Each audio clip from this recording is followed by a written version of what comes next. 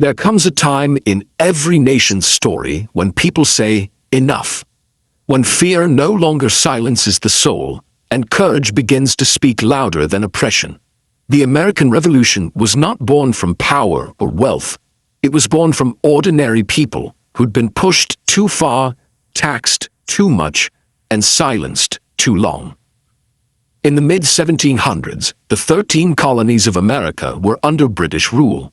They were hard-working men and women, farmers, merchants, blacksmiths, and dreamers. They built towns, families, and futures, but all under the heavy hand of a distant king who demanded obedience and taxes. Britain's wars had drained its treasury, and the colonies were its solution. New laws appeared like chains: the Sugar Act, the Stamp Act, the Tea Act. Every piece of paper, every cup of tea, every product that moved was taxed. And the colonists began to wonder, are we free, or are we slaves wearing a different kind of chain? In taverns, in meeting halls, and around wooden tables, whispers began. Whispers of resistance. But at first they were only whispers because no one dared challenge the might of the British Empire, the greatest military power on earth. An empire so vast, people said the sun never set on it. But you see, my friend, revolutions don't start with armies. They start with ideas. They start with one person saying, "This isn't right." That person was Samuel Adams, a man not of riches or rank, but of conviction. He believed that liberty wasn't given by kings, it was given by God. He and a small group called the Sons of Liberty decided to act. They protested, they organized, they published, and they spoke to hearts that had been quiet for too long. Then came the law that broke the silence, the Tea Act. The British East India Company had mountains of tea it couldn't sell. The British government gave it a monopoly, allowing it to ship tea directly to the colonies, cheaper than ever, even with a tax. But that tax wasn't the issue. It was the principle. Because if the king could tax tea without consent, he could tax freedom itself.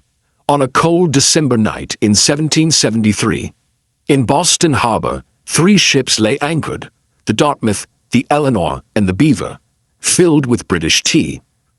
As the moon rose high, men dressed as Mohawk Indians marched through the streets.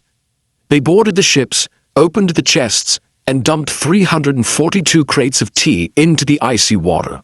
The smell of rebellion filled the air.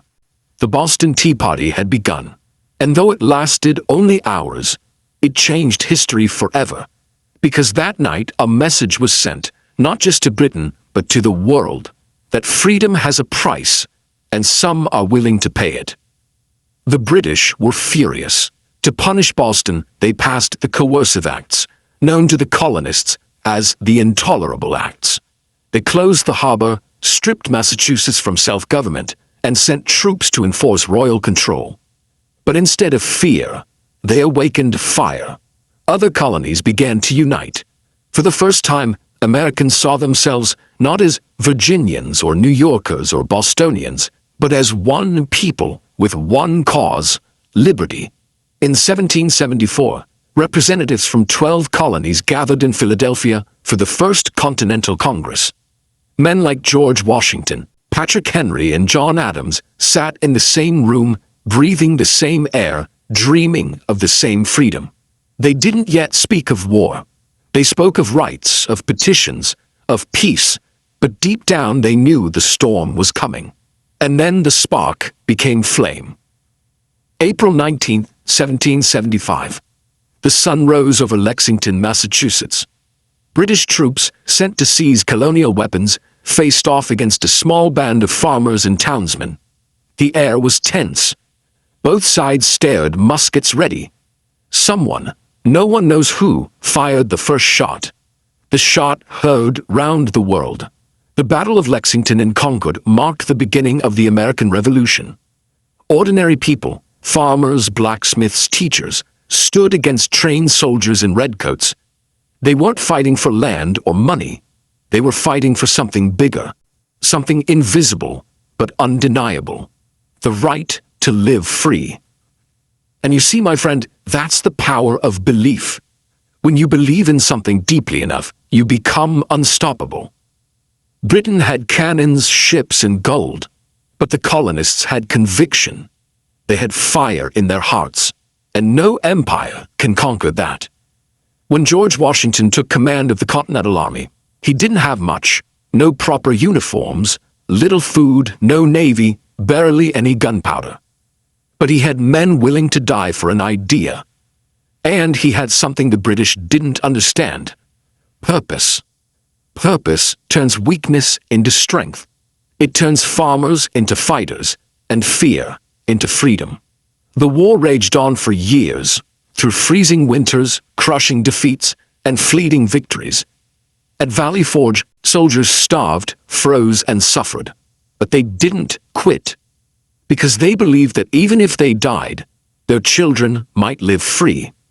That's what freedom demands: sacrifice. When Thomas Jefferson wrote the Declaration of Independence in 1776, every word was a spark. We hold these truths to be self-evident, that all men are created equal. Those words weren't just ink on parchment. They were a declaration to the world that freedom was no longer a dream. It was destiny. But freedom, my friend, is never given freely. It is fought for, earned, and paid in blood. The British marched, the colonies resisted, and battles turned into history. Bunker Hill, Saratoga, Yorktown. The tide began to turn. And finally, in 1781, at Yorktown, Virginia, the impossible happened. The British Army, the most powerful on earth, surrendered to a group of former farmers and rebels. The world gasped. How could such a small nation defeat such a mighty empire? The answer was simple. They fought not for power, but for principle. And when the Treaty of Paris was signed in 1783, the United States of America was born. But let's not forget, the revolution didn't end with muskets and cannons. It continues in every generation that refuses to be silent.